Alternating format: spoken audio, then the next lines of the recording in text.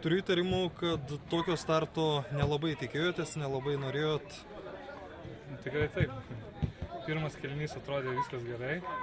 Pirma pusė atrodė gerai, po to prasidėjo. Bet gerai, mes pernai irgi 5-0 pradžioje gavom, dabar 6-0 gavom. Viskas tik gerin. Iš tikrųjų, kur sugriuvot? Sugriuvom. Sunku pasakyti, kur sugriuvom, iš esmės. Sakau, pirmoji pradžioj taip neblogai žaidėsi. Gal pavargom, jie biški techniškesni, ištampė mus ir sumušė įvarčius. Pabaiga tai iš viso tragiška.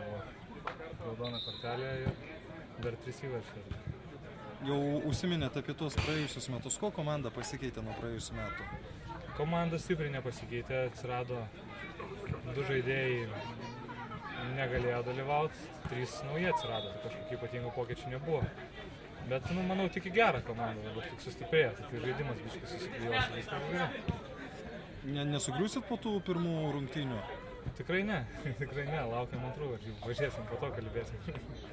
Ačiū.